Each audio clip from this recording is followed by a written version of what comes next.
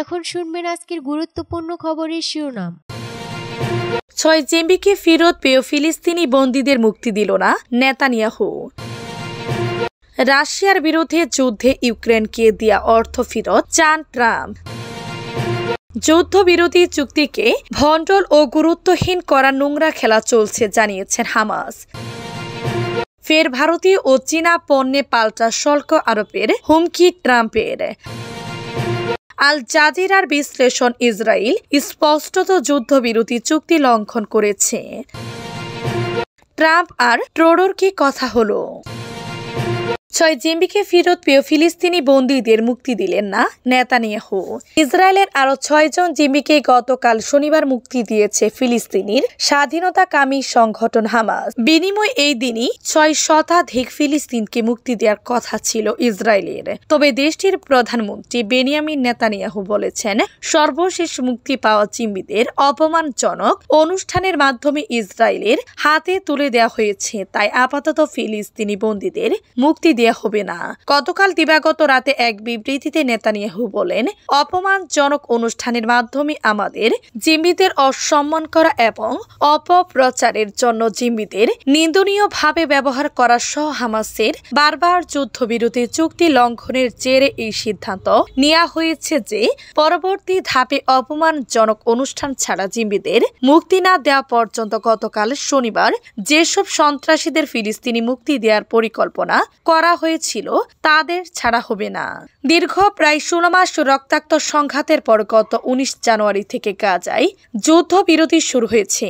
এরপর থেকে যুদ্ধবিরতির চুক্তির শর্ত অনুযায়ী 25 জন জিম্বিকে মুক্তি দিয়েছে হামাস। তাদের মুক্তির সময় বিশেষ অনুষ্ঠানের আয়োজন করা হয়েছে সংগঠনটির পক্ষ থেকে। ওই অনুষ্ঠানের অংশ হিসেবে জিম্মিদের মুখোশ পরা হামাস যোদ্ধারা একটি মঞ্চে নিয়ে যান। রাশিয়ার বিরুদ্ধে যুদ্ধে ইউক্রেনকে দেয়া অর্থ ফেরত চান ট্রাম্প। রাশিয়ার বিরুদ্ধে যুদ্ধে ইউক্রেনকে যুক্তরাষ্ট্রের দেয়া শত শত কোটি ডলারের সহায়তা ফেরত চান মার্কিন প্রেসিডেন্ট ডোনাল্ড ট্রাম্প। স্থানীয় সময় শনিবার রাজধানী ওয়াশিংটন ডিসির বাহিরে নিজ দল রিপাবলিকান পার্টির সদস্যদের বার্ষিক জমায়েত কনজারভেটিভ পলিটিক্যাল অ্যাকশন কনফারেন্সে এ কথা বলেছেন তিনি। 3 বছর ধরে ইউক্রেন যুদ্ধ চলছে, এই যুদ্ধ থামাতে বেশ তৎপর ট্রাম্প।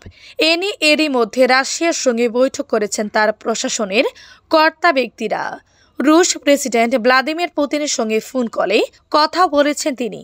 তবে যুদ্ধ বন্ধের আলোচনায় ইউক্রেনকে যুক্ত করা হয়নি। দেশটির প্রেসিডেন্ট ভলোদিমির জেলেনস্কিকে নিয়ে আক্রমণাত্মক কথাও বলেছেন ট্রাম্প। এরই মধ্যে এবার ইউক্রেনকে সাবেক প্রেসিডেন্ট জো বাইডেনের প্রশাসনের দেয়া সহায়তার অর্থ ফেরত নেওয়ার প্রসঙ্গে কথা বলেছেন ট্রাম্প। শনিবারের সম্মেলনে তিনি বলেন, আমি প্রেসিডেন্ট জেলেনস্কির সঙ্গে কাজ করছি, প্রেসিডেন্ট পুতিনের সঙ্গে কাজ করছি, আমি সহায়তার অর্থ ফিরিয়ে আনার চেষ্টা করছি। ট্রাম্প আরও বলেন, ইউক্রেনকে ঋণ হিসেবে অর্থ দিয়েছে ইউরোপ। যুদ্ধবিরতি চুক্তিকে ভণ্ডল ও গুরুত্বহীন করা নোংরা খেলা চলছে জানিয়েছেন হামাস। যুদ্ধবিরতি চুক্তির ভবিষ্যৎ নিয়ে ইসরায়েলি প্রধানমন্ত্রী বেনিয়ামিন নেতানিয়াহুর বিরুদ্ধে গুরুতর অভিযোগ তুলল ফিলিস্তিনের গাজা উপত্যকায় শাসন ক্ষমতায় থাকা সংগঠন হামাস। সংগঠনটির অভিযোগ, গাজায় চলমান যুদ্ধবিরতি চুক্তি নস্যাৎ করতে ইসরায়েলি প্রধানমন্ত্রী বেনিয়ামিন নেতানিয়াহু নোংরা খেলা খেলছেন।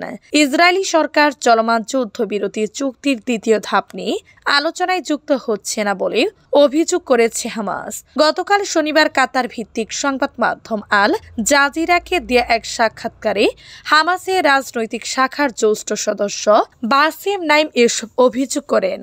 সাক্ষাৎকারে বাসেম নাইম বলেন, আমরা বিশ্বাস করি আবারও এই চুক্তিকে ভণ্ডল ও গুরুত্বহীন করা নোংরা খেলা চলছে, আর এই খেলার মাধ্যমে আবার নতুন করে যুদ্ধে ফিরে যাওয়ার বার্তা দেওয়া হচ্ছে। আগামী 1 মার্চ যুদ্ধবিরতি চুক্তির প্রথম পর্যায়ের মেয়াদ শেষ হবে। এর আগে হামাস ও ইসরায়েলের আলোচনার মাধ্যমে পরবর্তী পর্যায়ে নিয়ে ঐক্যমত্য পৌঁছানোর কথা। এর আগে যুদ্ধবিরতি চুক্তির ভবিষ্যৎ নিয়ে নেতানিয়াহুর বিরুদ্ধে এসব গুরুতর অভিযোগ তুলল হামাস। চলমান যুদ্ধবিরতি চুক্তি নিয়ে হামাস প্রতিশ্রুতিবদ্ধ, চুক্তির বাধ্যবাধকতাগুলো মেনে চলা হয়েছে এমনটাই জানান বাসেম নাইম। হামাসের এই নেতার অভিযোগ, ইসরায়েল চুক্তির শর্ত ভঙ্গ করেছে। চুক্তির প্রথম পর্যায়ে কার্যকর থাকার মেয়াদকালে শতাধিক ফিলিস্তিনি নিহত হয়েছেন। প্রতিশ্রুতি মেনে পর্যাপ্ত মানবিক সহায়তা গাজায় ঢুকতে দেয়া হয়নি। ফের ভারতীয় ও চীনা পণ্যে পাল্টা শুল্ক আরোপের হুমকি ট্রাম্পের। ভারত ও চীনের পণ্যে আবারও পাল্টা শুল্ক আরোপের হুমকি দিলেন মার্কিন প্রেসিডেন্ট ডোনাল্ড ট্রাম্প। শুক্রবার রাতে এক অনুষ্ঠানে ট্রাম্প দাবি করেন, নরেন্দ্র মোদীকে তিনি বলেছেন ভারত যে হারে শুল্ক আরোপ করে যুক্তরাষ্ট্র সেই হারে করারোপ করবে। তিনি আরো বলেন, এতদিন তা পাল্টা শুল্ক আরোপ করা হয়নি, কিন্তু এবার সেজন্য তৈরি হচ্ছে ট্রাম্প প্রশাসন। সম্প্রতি ভারতের প্রধানমন্ত্রী নরেন্দ্র মোদীর যুক্তরাষ্ট্র সফরের সময় বাণিজ্য চুক্তির বিষয়ে ঘোষণা দেওয়া হয়। বাণিজ্য পরামর্শ সংস্থা JTRI এর মতে পুরস্ত দর চুক্তি না করে দুই দেশের শুল্ক ব্যবস্থা ঢেলে সাজানো উচিত। সেই ক্ষেত্রে ভারত কিছু পণ্য চিহ্নিত করে শুল্ক পণ্যের কোঠায় নামিয়ে আনুক। একই সঙ্গে যুক্তরাষ্ট্রেরও উচিত হবে একই পরিমাণ পণ্য থেকে শুল্ক প্রত্যাহার করা। এতে বাণিজ্য চুক্তির তুলনায় কম ছাড় দিতে হবে। অন্যদিকে ভারতের শুল্ক কমানো উচিত বলে মন্তব্য করেছেন নীতি আয়োগের প্রধান নির্বাহী BBR সুব্রামানিয়াম। তবে ভারতের বাণিজ্য মন্ত্রী পীযূষ গোয়ালের দাবি, দুই দেশের ঘোষিত বাণিজ্য চুক্তি হবে সেরা চুক্তি, mother of on deals. Israel স্পষ্টত যুদ্ধবিরতি চুক্তি লঙ্ঘন করছে। যুদ্ধবিরতি চুক্তির শর্ত মেনে 6 জন ইসরায়েলি জিম্মিকে মুক্তি দিয়েছে হামাস, কিন্তু এর বিনিময়ে 620 জন ফিলিস্তিনি বন্দীকে গাজায় পাঠায়নি ইসরায়েল। দেশটির প্রধানমন্ত্রী বেনিয়ামিন নেতানিয়াহুর এমন সিদ্ধান্তকে খুবই বিরক্তিকর বলেছেন স্টিফেন জোনেস, ফ্রান্সিসকো ইউনিভার্সিটির মিডল ইস্টার্ন স্টাডিজের পরিচালক। স্টিফেন জোনেস আল জাজিরাকে বলেন, এটা যুদ্ধবিরতি চুক্তির স্পষ্টত লঙ্ঘন। তিনি আরো বলেন, চুক্তির শর্ত মেনে ইসরায়েলের পক্ষ থেকে মানবিক সহায়তা সরবরাহ, তাঁবু, ভ্রাম্যমাণ ঘর, চিকিৎসা সরঞ্জাম ও অন্যান্য সহায়তা পৌঁছে দিতে অনুমতি দেওয়ার কথা ছিল, তাতেও অস্বীকৃতি জানিয়েছেন ইসরায়েল। স্টিফেন জোনেস বলেন, বিরক্তিকর বিষয় হলো যুক্তরাষ্ট্র কখনোই যুদ্ধবিরতি চুক্তির শর্ত পূরণে ইসরায়েলকে চাপ দিবে না। যুক্তরাষ্ট্রের কোনো চাপ ছাড়া ইসরায়েলেরও চুক্তিটি শেষ করার জন্য খুব বেশি উৎসাহ নেই। এই বিশ্লেষকের মতে নেতানিয়াহুর এমন সিদ্ধান্ত বিশ্বাসের উপর আঘাত। অন্তত এই মুহূর্তে যতটুকু বিশ্বাস অবশিষ্ট আছে, আস্থা ও বিশ্বাসের কথা বলতে গিয়ে স্টিফেন জোনেস বলেন, যদি যুদ্ধবিরতি চুক্তির প্রথম পর্যায়টি ইসরায়েল পূরণ না করে, তাহলে তারা ফিলিস্তিনরা কিভাবে জানবে যে ইসরায়েলরা চুক্তির পরবর্তী পর্যায়ের প্রতিশ্রুতি পূরণ করবে? দীর্ঘ প্রায় 16 মাস রক্তাক্ত সংঘাতের পর গত 19 জানুয়ারি থেকে গাজায় যুদ্ধবিরতি শুরু হয়েছে।